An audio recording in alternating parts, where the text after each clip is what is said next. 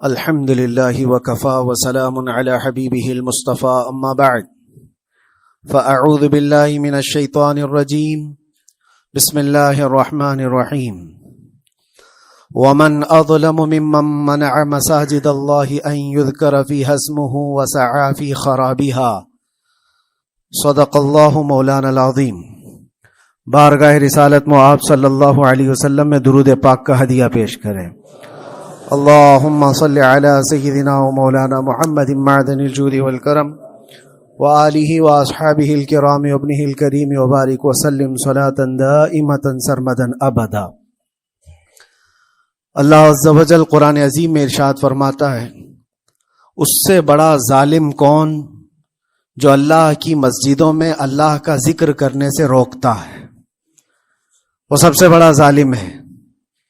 ومن اظلم ممن منع مساجد اللہ، اللہ کی مسجدیں، اللہ کا گھر اس کے ذکر پاک کے لیے ہوتی ہیں، اس کی عبادت کے لیے ہوتی ہیں، اور جو اللہ تبارک و تعالیٰ کے ذکر سے اور اس کی عبادت سے روکے، اللہ قرآن میں فرماتا ہے وہ سب سے بڑا ظالم ہے۔ میرے عزیزو، تاریخ اگر دیکھتے ہیں ہم تو ہر زمانے میں معرکہ حق و باطل ہوتا رہا ہے۔ باطل طاقتیں ہمیشہ یہ چاہتی ہیں کہ اللہ کے ذکر کو روکیں، کیونکہ طاغوت شیطان جس کا ذکر قرآن میں ہے وہ ہمیشہ سے یہ چاہتا رہا ہے کہ اللہ کا ذکر کرنے والوں کو روک دیا جائے، کیونکہ اس نے اللہ تبارک و تعالیٰ سے یہ وعدہ کیا، چیلنج کیا تھا، لَأَقْعُدَنَّ لَهُمْ صِرَاطَكَ الْمُسْتَقِيمِ، اے رب میں تیرے سیدھے راستے پر بیٹھ جاؤں گا، ثُمَّ لَآتِيَنَّهُمْ مِنْ بَيْنِ أَيْدِيهِمْ وَمِنْ خَلْفِهِمْ وَعَنْ أَيْمَانِهِمْ وَشِمَائِلِهِمْ، اور میں اس سیدھے راستے پر جو بھی گزرے گا اس کو کبھی سامنے سے آ کر بہکاؤں گا، کبھی پیچھے سے آ کر بہکاؤں گا، کبھی دائیں سے کبھی بائیں سے۔ اور اللہ تبارک و تعالیٰ سے شیطان مردود یہ کہتا ہے، وَلَا تَجِدُ أَكْثَرَهُمْ شَاكِرِينَ، تو تیرے بندوں میں شکر گزار بندے نہیں پائے گا۔ مطلب یہ ہے کہ ابلیس لعین مسلسل یہ کوشش میں ہے کہ اللہ تبارک و تعالیٰ کے بندوں کو اس کے ذکر سے دور کرے، اس کے شکر سے دور کرے۔ آج بھی وہ کیفیت ہم دیکھتے ہیں کہ سب سے زیادہ اللہ کے ذکر سے روکنے کے لیے جو شیطانی طاقتیں کوشش کر رہی ہیں، مگر میرے عزیزو یہ تمہارا امتحان ہے، تمہارا امتحان ایسا کہ کبھی یہ مت سمجھنا کہ تم خالی ہو، کیونکہ قرآن پاک اللہ تبارک و تعالیٰ 21ویں پارے میں فرماتا ہے، احسب الناس ان یترکوا ان یقولوا آمنا وهم لا یفتنون، کیا لوگ یہ گمان کر کے بیٹھے ہیں کہ وہ ایمان لے آئے تو ہم ان کو آزمائیں گے نہیں، یا ان کو چھوڑ دیا جائے گا؟ جو ایمان لایا ہوا بندہ ہے وہ آزمایا جائے گا۔ ایمان اگر تمہارے پاس ہے تو تمہیں امتحان سے بھی گزرنا ہی ہوگا۔ یہ ایمان کسی حلوہ پراٹھے کا نام نہیں ہے، کھا کر کے مست نیند سو جائے، پھر اسے اس دار فانی میں، اس دنیا میں امتحانات سے گزار کر کے اپنے ایمان کی کسوٹی کو دکھانا ہوگا۔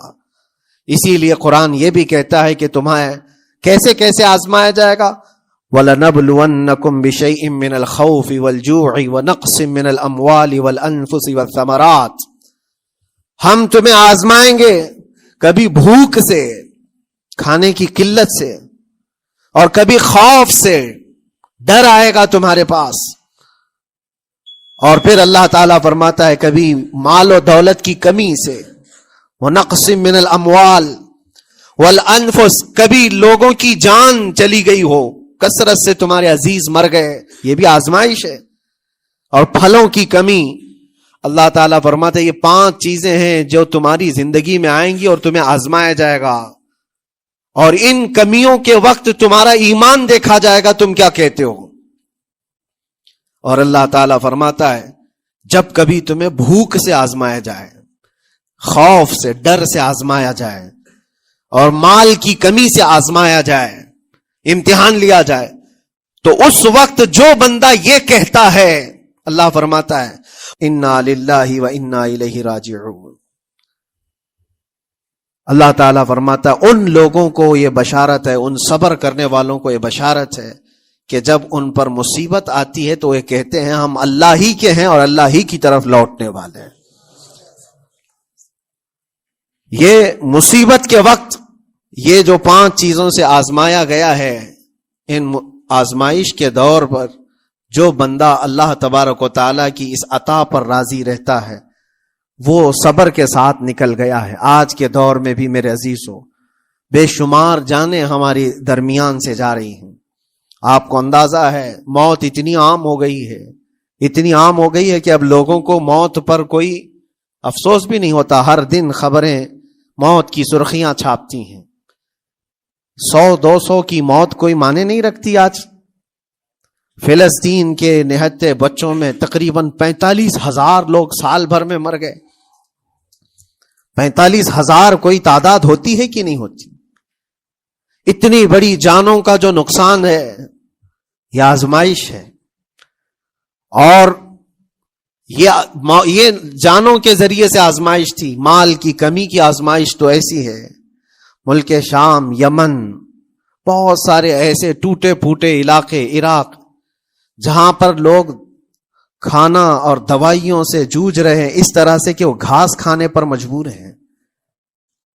بہت سارے ایسے علاقے جہاں پر چھوٹے بچے پھینکے ہوئے کچرے میں سے دانے چن کر کے کھا لیا کرتے ہیں۔ وہ اپنے پیٹ کی اس آگ کو بجھانے کے لیے دانے دانے کے لیے ترس رہے ہیں۔ یہ بھوک کی آزمائش ہے، مال کی کمی کی آزمائش ہے، جانوں کی آزمائش ہے۔ عزیزان گرامی وقار، اور پھر خوف کے ذریعے سے جو آزمائش ہے وہ ہم دیکھ رہے ہیں آج۔ خوف ظالموں کے ذریعے سے تم پر مسلط کیا جائے گا۔ ہر آدمی ڈرا سہما ہوا، ہر آدمی اپنے اندر ایک ڈر لیے بیٹھا ہے کہ نکلوں گا تو کیا ہو جائے گا۔ ان سب کے درمیان اللہ کی بارگاہ میں سجدہ ریز ہونے کا نام ایمان ہے۔ سب حالات ہوں گے اس طرح سے، اور انہی حالات کے درمیان جو بندہ اپنا سر جھکاتا ہے مولا کریم کی بارگاہ میں وہ ایمان والا ہے۔ آؤ اگر ایمان کی کمال کی مثال دیکھنا ہے تو کربلا کے میدان میں کون کون سی آزمائشیں تھی۔ بھوک کی بھی آزمائش ہے، پیاس کی بھی آزمائش ہے، جان کی بھی آزمائش ہے، خوف کی بھی آزمائش ہے۔ سب چیزیں ایک ساتھ کربلا کے میدان میں آئی۔ رسول اللہ کے گھرانے پر، اہل بیت پر وہ کیسا عظیم امتحان تھا جب وہ 72 لوگوں کا 82 لوگوں کا قافلہ بھوک اور پیاس سے جوجھ رہا ہو، 3 دن سے ان کے اوپر کھانا اور پانی بند ہو، اور ان شہزادوں کے ایمان میں ذرا برابر بھی فرق نہیں آتا۔ نہ ان کے ایمان میں، نہ حوصلے میں، نہ ہمت میں فرق آتا ہے۔ 3 دن کے بھوکے اور پیاسے باطل سے نپٹنے کے لیے کس طرح سے کمر بستہ ہے۔ یہاں تک کہ بھوک کی شدت ایسی تھی کلیجہ منہ کو آئے، 6 ماہ کا بچہ بھی روتے روتے زبان جس کی سوکھ گئی ہو، وہ ماں جو بچے کو دودھ پلاتی ہے اس کے سینے سوکھ چکے ہوں، دودھ ختم ہو چکا ہو ماں کے پستانوں میں، کیسی قلت ہوگی۔ پانی کا ایک قطرہ ان کے گھر تک نہیں پہنچ پاتا، ماں اپنے بچے کو دودھ نہیں پلا سکتی تھی۔ اس سے زیادہ کیا آزمائش تھی؟ یہ بھوک اور پیاس کی آزمائش۔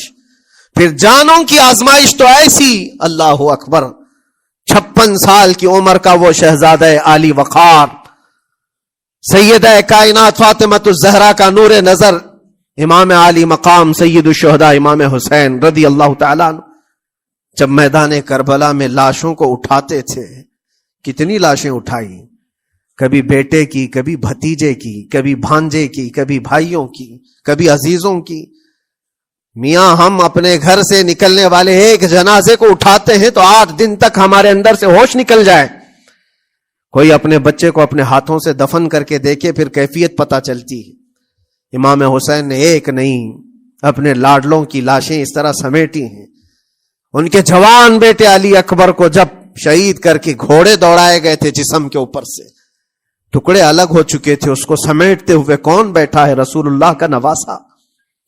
اور 6 ماہ کے بچے کو ہاتھ کے اندر ظالموں نے تیر سے ایسا مارا تھا کہ حلقوم پہ چلا گیا ہو، اور 6 ماہ کے علی اصغر کا خون جب امام حسین کے چہرے پر اچھل جاتا ہو، کسی باپ کے ہاتھ میں بیٹا وفات کر جائے اور پھر وہ لے کر کے خیمے میں آئے اور ادھر سے بلکتی ہوئی ماؤں کو اور بہنوں کو بھی دیکھے، ان میں بھی صبر کی تلقین دے. کبھی کبھار میں سوچتا ہوں اللہ یہ کیسے امتحانات سے گزرا تھا فاطمہ کا لال، کیسے امتحانات سے. بھوک اور پیاس کی شدت الگ، یہ جانوں کی شدت، جانوں کے جانے کا غم الگ، عزیزوں کی لاشوں کو اٹھانے کا بوجھ الگ، پھر اس پر 22,000 کا لشکر جرار سامنے، اس کا خوف لوگوں کے اوپر ڈالا جا رہا ہے. عزیزان گرامی وقار، یہ سب چیزیں کیا امام حسین کے قدموں کو ڈگمگا گئی؟ کیا ان کے خاندان والوں کو بکنے پر مجبور کر دی؟ کیا انہوں نے سمجھوتے کر کے اپنا سب کچھ بیچ ڈالا؟ ایک خیمے کا ایک بچہ بھی امام حسین کا نکل کر کے آیا ہو تو مجھے تاریخ بتا دو. بلکہ تاریخ تو آج یہ کہتی ہے سر داد نہ داد دست در دست یزید حقا کے بنا لا الہ است حسین. سر دے دیا مگر ہاتھ یزید کے ہاتھ میں نہیں دیا. حق تو یہ ہے کہ لا الہ کی جڑ کا نام حسین ہے. آج وہ امتحان قیامت تک کی تمہارے ساتھ ہوتا رہے گا، قیامت تک تمہارے ساتھ یہ آزمائش ہوتی رہے گی، کبھی بھوک سے، کبھی ڈر سے، کبھی جانوں کے نقصان سے. لیکن پھر تمہیں دیکھا جائے گا تم بکتے کتنے ہو، نکلتے کتنے ہو، ہواؤں کے پجاری کتنے ہیں، خواہشات نفس کو ماننے والے کتنے ہیں، اپنے کمفرٹ زون میں جینے کے لیے ایمان کا سودا کرنے والے لوگ کتنے ہیں. یہ آزمائش ہوتی رہے گی. میرے عزیزو، ایمان اس کا نام نہیں ہے کہ تم گھر میں آرام سے بیٹھے رہو گے اور کوئی امتحان نہیں ہوگا. امتحان تو ہوگا، آزمائش تو ہوگی. آج جو بھی حالات ہیں اس پر میں یہی کہوں گا، ایک بات ہو سکتا ہے کروڑوں مسلمانوں کے دلوں میں آج یہ نروس پن آئے، اتنے برے حالات ہوتے ہیں، اللہ ہمارے ساتھ ہے یا نہیں؟ اللہ ہمارے ساتھ ہے یا نہیں؟ ایمان ہمارا صحیح ہے یا نہیں؟ اسلام صحیح ہے یا نہیں؟ یہ شک بھی شیطان تمہارے دل میں ڈالتا ہے. کبھی تمہارے اوپر مصیبتوں کے پہاڑ ٹوٹ جائیں تو شک ڈالتا ہے شیطان تاکہ تمہارا ایمان ڈگمگا جائے. میرے عزیزو، مسلمان ہونے کا مطلب یہ نہیں ہے کہ تم صرف محلات میں جیو گے اور تخت و تاج کے مالک ہی رہو گے. ایسا نہیں ہے. ایمان والوں کو احد میں 70 جانیں بھی دینی پڑی ہے.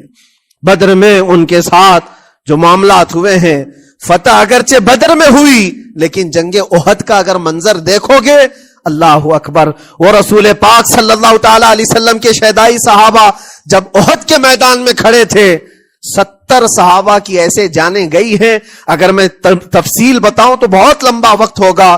ایک صحابی ہیں حضرت انس بن نزیر، پورے جسم میں ایک انگلی کے علاوہ کچھ نہیں ملا، کچھ نہیں ملا. شہادت کی ایک انگلی سے ان کو پہچانا گیا.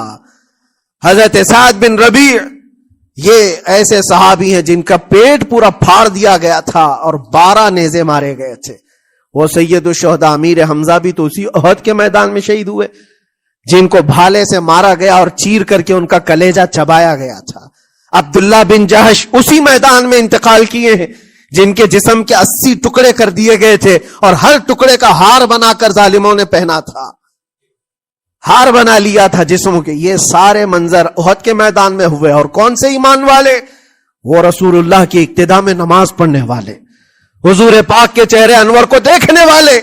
جب ان کے ساتھ یہ آزمائشیں ہو سکتی ہیں تو ہم کون سی گاجر مولی ہیں؟ ہمارے ساتھ بھی آزمائشیں ہوں گی. جس کا جیسا ایمان ہوگا ویسا وہ امتحان بھی دے گا، اسی امتحان سے وہ گزارا جائے گا. مگر میں آج کروڑوں مسلمانوں کے دلوں کے بارے میں یہ بات کہنا چاہتا ہوں کہ اگر نروس پن ہے کہ یہ حالات ایسے کیوں ہیں، حالات ہر زمانے میں ہوتے رہیں گے. ستیزہ کار رہا ہے ازل سے تا امروز، شرار ابو لہبی سے چراغ مصطفی. ہماری تاریخ ہے، یہ تاریخ ہے میرے عزیزو. اللہ تعالیٰ قرآن میں فرماتا ہے تِلْكَ الْأَيَّامُ نُدَاوِلُهَا بَيْنَ النَّاسِ. یہ دن ہیں جو ہم لوگوں کے درمیان پلٹتے رہتے ہیں. کبھی تم بادشاہ بنو گے، کبھی فقیر بن جاؤ گے. اور آج جو تخت پر ہیں ہو سکتا ہے وہ کل ڈگر ڈگر گھوم رہے ہوں. آج جن کو طاقت کا نشہ ہے ہو سکتا ہے وہ بھیک مانگنے پر بھی مجبور ہو جائے. لیکن ایک بات یاد رکھنا، نروس پن اپنے دل میں آنے نہ پائے. ان حالات سے دیکھ کر کے گھبرا نہ جانا. ایمان تمہارا سچا ہے، اللہ کل بھی تمہارے ساتھ، آج بھی تمہارے ساتھ.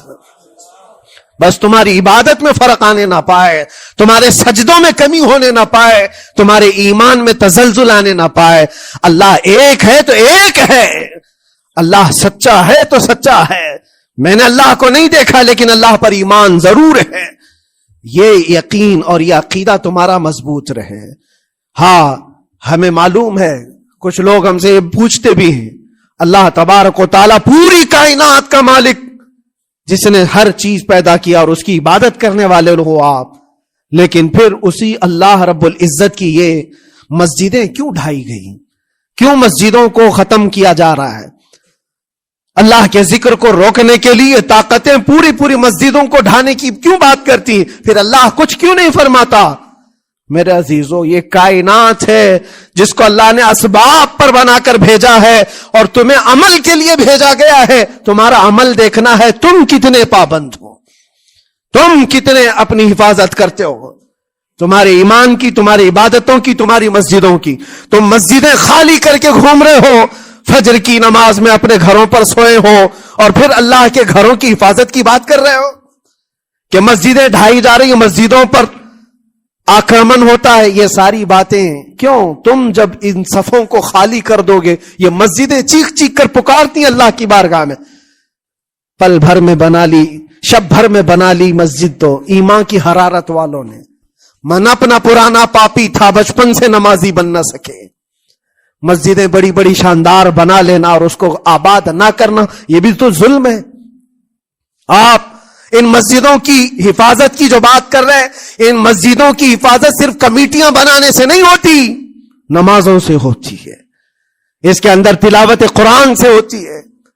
عزیزان گرامی، اور پھر یہ بات ان ظالموں کے لیے کہ اگر وہ ہاتھ لگا کر مسجدوں کو اٹھانا پھینکنا اس کو اپنی طاقت کا ذریعہ سمجھتے ہیں تو سمجھ لو تھوڑے دن کی بات ہے. اگر اسی کا نام طاقت ہے کہ عبادت گاہوں کو مسمار کر کے طاقت کے تخت کو بٹھایا جائے، تو یاد رکھنا بڑھتے بڑھتے بڑھتے تمہارا نشہ کہیں تمہیں فرعون نہ بنا دے. اور اگر فرعون بن گئے تو انتظار کرو، اللہ تعالیٰ بڑے بڑے فرعونوں کو صرف پانی سے ہلاک کرتا ہے. بہت بڑے بڑے نمرودوں کو اللہ تعالیٰ مچھر سے ہلاک کرتا ہے. وہ ابرہہ بھی تو آیا تھا جو کعبہ ڈھانے کے لیے آیا تھا، ہاتھیوں کا لشکر لے کر آیا تھا، جس کا ذکر قرآن پاک میں الم تر کیف فعل ربک باصحاب الفیل. اے محبوب، کیا آپ نے نہیں دیکھا ہاتھی والوں کے ساتھ اللہ نے کیا معاملہ کیا؟ پورا ہاتھیوں کی فوج لے کر آیا تھا کعبے کو ڈھانے کے لیے. ہوا کیا؟ کعبہ کو ڈھانے کے لیے اتنی خطرناک فوج تھی اور مکہ والوں میں لڑنے کی اتنی طاقت نہیں تھی. اللہ کریم نے ابابیل چڑیوں کی ایک فوج کو بھیجا. ہاتھی کہاں اور چڑیا کہاں؟ کوئی مقابلہ ہوتا ہے؟ کوئی مقابلہ ہے؟ تصور میں نہیں آتا. لیکن رب تبارک و تعالیٰ کا ایک دستور ہے، بڑی بڑی طاقتوں کو چھوٹی طاقتوں سے ہلاک کرتا ہے. چھوٹی چھوٹی سی چڑیاں ایک ہاتھ میں تمہارے آ جائیں، ایک چونچ میں اور دو پاؤں میں کنکریاں لے کر آتی تھی، اوپر سے صرف وہ کنکریاں گراتی، ہاتھیوں کے پیٹ پھٹ جاتے اور آگ لگ جاتی تھی. اللہ تبارک و تعالیٰ کی طاقت کا یہ مشاہدہ، قوت کا ایک ہلکا سا اظہار جو مکہ کی ان وادیوں میں ہوا منا، اور اللہ تعالیٰ فرماتا ہے فَجَعَلَهُمْ كَعَصْفٍ مَأْكُولٍ. اللہ نے ان کو ایسا کر دیا جیسے کھائی ہوئی مرغی ہوتی ہے، نوچ نوچ کر کے کھا کر چھوڑی ہوئی مرغی ہو. پوری فوج کی حالت ایسی ہو گئی تھی. کعبہ مکرمہ کو ڈھانے کے لیے آئے، تب اللہ تبارک و تعالی ظالموں کو کس طرح سے نیست و نابود فرمایا. ہمیں یقین ہے میرے عزیزوں، اللہ تبارک و تعالی وہ ابابیل بھیجنے والا مولا آج بھی زندہ اور ہمیشہ زندہ رہے گا. وہ حی اور قیوم ہے، ہمیشہ سے زندہ ہے اور ہمیشہ زندہ رہے گا. لیکن تمہارا امتحان ہوتا رہے گا، تمہارا امتحان ہوتا رہے گا. اللہ کے نبی صلی اللہ تعالی علیہ وسلم کے لیے مدد آئی ہے تو اس کا مطلب یہ نہیں ہے کہ وہ صرف بیٹھ کر کے مدینے میں دعائیں کرتے تھے؟ نہیں، عمل کے میدان میں اترے بھی ہیں. صحابہ نے بھوک اور پیاس برداشت کی ہے. کتنے کتنے دنوں تک وہ ایک کھجور پر پورا دن گزارتے تھے. پیوند لگے کپڑے. حضرت ابو ہریرہ فرماتے ہیں ہم تو ایک جنگ سے ایسے واپس آئے تھے کہ ہمارے پاؤں کے پورے ناخن اکھڑ گئے تھے. پاؤں کے ناخن اکھڑ گئے.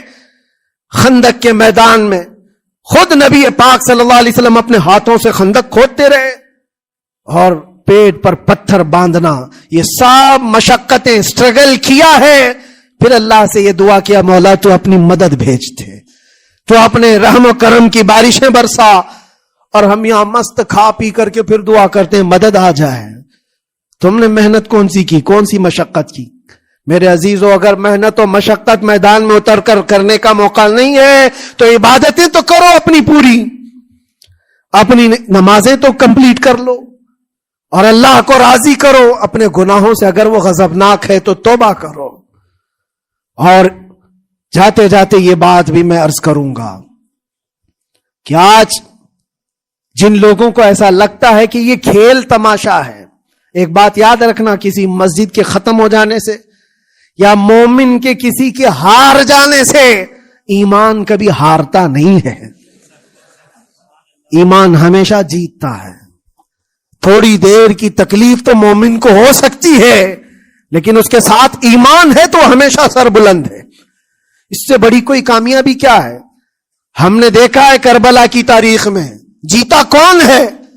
دنیا کی نظر میں، اس وقت کی میڈیا کی نظر میں، اس وقت کے جو کتے ہوں گے ان کی نظر میں یزید جیتا ہوگا. لیکن قیامت تک ہر مومن کہتا ہے بادشاہ است حسین، بادشاہ است حسین. ایمان کی جیت ہمیشہ ہے، اگرچہ وہ ٹکڑوں میں بدل جائے، اگرچہ وہ 1000 ٹکڑوں میں ہو جائے. آج بھی پھریرا لہرا رہا ہے تو حسین اعظم کا لہرا رہا ہے. اسی لیے یاد رکھو، صرف تخت پہ چڑھ کر بیٹھنے کا نام جیت نہیں ہے. ابھی الیکشن بھی گزرا، کچھ لوگ نروس ہوں گے کہ ہم ہار گئے. اگر وہ ایمان والے ہیں، سچے ایمان والے ہیں تو انہیں یاد رکھنا چاہیے جیت اور ہار صرف تخت حاصل کرنے کا نام نہیں ہے، دلوں پر حکومت کرنے کا نام جیت ہے. اور آج 800 سال گزر گئے، ہند الولی سلطان الاولیاء غریب نواز کی حکومت ہم سب پر قائم ہے. کس بات کی حکومت ہے یہ دلوں کی حکومت ہے. اور وہاں جو ہاتھ لگانے کی کوشش کر رہا ہے وہ اپنے ہاتھوں کو بچا لے، آگ تمہارا انتظار کر رہی ہے، آگ تمہارا انتظار کر رہی ہے. اس لیے کہ اللہ فرماتا من عادی لی ولیا فقد آذنتہ بالحرب، جس نے میرے ولی سے دشمنی کی میں اس کو اپنے ساتھ جنگ کا اعلان کرتا ہوں. اور اب تعالیٰ سے جنگ کرنے کے لیے تیار ہو؟ اللہ کے ولی سے مقابلہ کرنا چاہتے ہو؟ اللہ کے ولی کو چھونا چاہتے ہو؟ رب تعالیٰ فرماتا ہے جو اللہ کے ولی سے دشمنی کرتا ہے اسے میں اپنے ساتھ جنگ کا اعلان کرتا ہوں. ہے کسی کی ہمت و طاقت اللہ سے جنگ کرنے کی؟ تو جو یہ چاہتے ہیں کیڑے مکڑوں کی موت مرو گے، اس سے بھی خطرناک ذلیل ہو کر مر جاؤ گے. اجمیر معلیٰ یہ صرف اور صرف ایک دھرتی کا نام نہیں ہے، اللہ کے ولی کی آباد کی بھی مقدس زمین ہے. اور ہم سنیوں کی آستھا ایسے ہے، امام اہل سنت فاضل بریلوی اعلیٰ حضرت فرماتے ہیں دنیا بھر میں جہاں دعائیں قبول ہوتی ہیں ان جگہوں میں سے ایک جگہ کا نام اجمیر معلیٰ ہے، جہاں اللہ تعالیٰ دعائیں قبول فرماتا ہے. ہم اپنی آستھا ہی نہیں رکھتے میرے عزیزوں، اپنی جان بھی حاضر ہے غریب نواز کے قدموں کے لیے. اس لیے میں کہنا چاہتا ہوں سرکار غریب نواز رضی اللہ تعالیٰ عنہ کے رکشک، یہ لوگ اگر یہ سمجھتے ہیں کہ مسلمان بکھر گئے ہیں، ٹوٹے ہیں، بکھرے ہیں، ان کے پاس کوئی طاقت نہیں، کوئی سیاست نہیں اور ہم جس کو چاہیں آکرمن کر کے ختم کر دیں، ہو سکتا ہے ہم سب کو مار ڈالو تمہاری طاقت کے ذریعے، لیکن وہ غریب نواز ہے. اپنے باپ داداؤں کی تاریخ یاد رکھنا، پوچھنا، جو غریب نواز کو اٹھانے کی کوشش کیا اٹھ گئے اور وہ دھرتی پہ آج بھی آباد ہے. انشاءاللہ قیامت تک اجمیر معلیٰ چمکتا رہے گا. سرکار غریب نواز رضی اللہ تعالیٰ عنہ کے آستانے سے جو فیض بٹتا ہے، اپنے اور غیر سب وہاں سے فائدہ اٹھاتے ہیں، سب لوگوں کو برابر فائدہ اٹھایا جاتا ہے۔ اسی لیے میرے عزیزو، یہ آزمائشوں کے دور میں میری صرف ایک ہی گزارش ہے، اپنا ایمان مضبوط کرو، اپنا ایمان مضبوط کرو۔ جیسی بھی مصیبتیں آئیں، طاقتیں آئیں، تمہارا سجدے سے سر دور نہ ہونے پائے، اللہ سے غفلت ہونے نہ پائے، تمہارے ذکر و اذکار میں کمی ہونے نہ پائے، مسجدوں سے دور بھاگنے کی کوشش نہ کرو، واپس آ جاؤ، اللہ کی رحمت قریب ہے۔ قرآن میں اللہ فرماتا ہے الا ان نصر اللہ قریب، آگاہ ہو جاؤ، بے شک اللہ کی مدد بہت قریب ہے۔ وآخر دعوانا الحمدللہ رب العالمین۔